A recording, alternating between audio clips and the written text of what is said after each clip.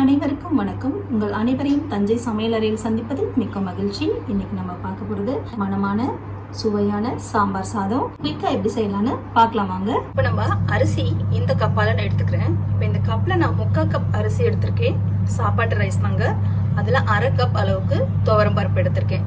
இதுதான் மெஷர்மெண்ட்டு. நீங்கள் உங்கள் வீட்டுக்கு தேவையான அளவுக்கு மெஷர்மெண்ட்டு கூட்டவோ குறைச்சவோ செஞ்சுக்கோங்க. நான் அரிசியை பருப்பையும் ஒன்றா ஊற வச்சு எடுத்திருக்கேன். இது நம்ம காயெல்லாம் கட் பண்ணுறதுக்கு முன்னாடி ஊற வச்சோம்னா அதுக்குள்ளாட்டியும் அரிசி ஊறிடும்.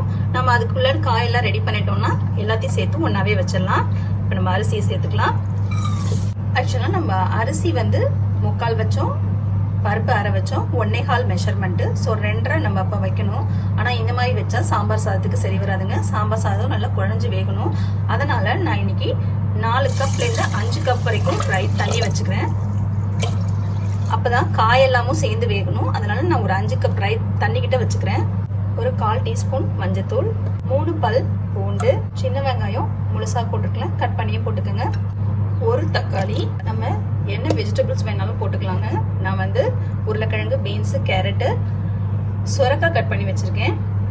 நம்ம ஏன் சுரக்காய் போடுறோம் அப்படின்னா ஏதாவது ஒரு நீர் காய்கறி ஆட் பண்ணிக்கோங்க. அப்போ சாம்பார் சாதம் சீக்கிரமாக கெட்டியாகாது. நம்ம லஞ்சுக்கு டிஃபன் பாக்ஸில் குழந்தைங்களுக்கு கொடுத்து விட்டோம்னா சம்டைம்ஸ் கெட்டியாகிடும். அதனால குழந்தைங்க என்ன பண்ணுவாங்கன்னா நமக்கு அது ரொம்ப டைட்டாக இருந்துச்சுமா நான் சாப்பிடல அப்படி சொல்லுவாங்க.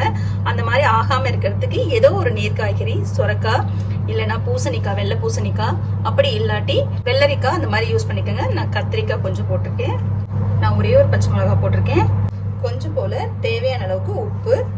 இது எல்லாத்தையும் ஒரு 4லேருந்து 5 விசில் வச்சு நல்லா குழைய வேக வச்சுக்கலாம். பாருங்க, நம்ம ஸ்டீம் எல்லாம் போயிடுச்சு. நம்ம இப்போ சாதத்தை பார்க்கலாம். சாதம் நல்லா குழஞ்சு வெந்திருக்கு. பாருங்க, சாதம் நல்லா குழஞ்சு வெந்திருக்கு. அதே சமயத்தில் சாதம் கொஞ்சம் தளதளந்தாக இருக்கு. இப்போ நீங்க அடுப்பை சிம்ல வச்சுக்கோங்க. 1/2 ஸ்பூன் மிளகாய்த்தூள், 1/2 ஸ்பூன் தனியாத்தூள், 1 ஸ்பூன் அளவுக்கு சாம்பார் பொடி. இது கூடவே நான் சின்ன நெல்லிக்காய் அளவுக்கு புளி ஊற வச்சு கரைச்சி எடுத்திருக்கேன். அதையும் சேர்த்துக்கலாம். பாருங்க, நம்ம இதெல்லாம் போட்டு ஒரு 5 மினிட்ஸ் மூடி வச்சோம். அந்த பச்சை வாசனை எல்லாம் போயிடுச்சு. இல்லை நம்ம புளி மிளகாத்தூள்லாம் இப்போ தான் சேர்த்தோம். நீங்கள் சாம்பார் பொடி வேண்டாம் அப்படின்னு ஃபீல் பண்ணிங்கன்னா வெறும் மிளகாத்தூள், வெறும் மல்லித்தூள் பண்ணி கூட போட்டு செய்யலாம். குக்கரில் காயெல்லாம் வேக வைக்கும் போது கூட நம்ம அதெல்லாம் போட்டுக்கலாம், போட்டு சேர்த்து வேக வச்சிடலாம். இருந்தாலும் சாம்பார் பொடிக்கும் போது கடைசியாக போட்டிங்கன்னா நல்லா ஃப்ளேவர் இருக்கும். அதுக்காக தான் நான் கடைசியாக ஆட் பண்ணேன். இப்போ நல்லா புளி ஊற்றி நல்லா சாம்பார் சாதம் நமக்கு தேவையான அளவுக்கு கரெக்டான பதத்தில் செட் ஆயிடுச்சு. இப்போ இதை நம்ம தாளிச்சிடலாம். நான் தாளிப்பு கரண்டி வச்சிருக்கேன். அதில் 1 ஸ்பூன் அளவுக்கு நெய் சேர்த்துருக்கேன். நீங்கள் வேணான்னா ஆயில் சேர்த்துக்கோங்க. நெய் நல்லா உருகிடுச்சு. கொஞ்சம் போல சீரகம், கொஞ்சமாக வெந்தயம், கடுகு, உளுந்து 1/2 ஸ்பூன், ஒரே ஒரு பட்டை மிளகாய் வேணும்னா விட்டுடுங்க. கொஞ்சம் போல பெருங்காயத்தூள், இது கூட ஒரு 10 முந்திரி. ஆப்ஷன் தாங்க, போட்டால் நல்லா டேஸ்ட்டாக இருக்கும். அதுக்காக தான் போட்டிருக்கேன். முந்திரி கொஞ்சம் செவரட்டும். கொஞ்சமாக கருவேப்பிலை. இப்போ நம்ம தாளிப்பை சாம்பார் சாதத்துக்கு சேர்த்துக்கலாம். கொஞ்சமாக நறுக்குன கொத்தமல்லி. நம்மளோட சாம்பார் சாதம் சூப்பராக ரெடி ஆயிடுச்சுங்க. குழந்தைங்களுக்கு ஸ்கூல் திறக்கும் போது லஞ்சுக்கு சூப்பராக பண்ணி கொடுத்துடலாம். ரொம்பவே நல்லாயிருக்கும். சாதம் கெட்டியாகாமல் நல்லா தளத்தலனே லஞ்ச் வரைக்கும் இருக்குங்க.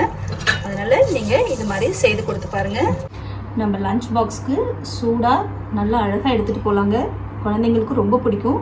அதனால் இது மாதிரி செய்து கொடுத்து பாருங்கள். உங்களுக்கு பிடிச்சிருந்துச்சுன்னா கமெண்ட் செக்ஷனில் கமெண்ட் பண்ணுங்கள், லைக் பண்ணுங்கள், ஷேர் பண்ணுங்கள். இது வரைக்கும் நம்ம சேனலை சப்ஸ்கிரைப் பண்ணாதவங்க சப்ஸ்கிரைப் பண்ணிக்கோங்க. உடனுக்குடன் நம்ம வீடியோக்களை தெரிந்து கொள்ள பெல் பட்டனை ப்ரெஸ் பண்ணுங்கள். நன்றி.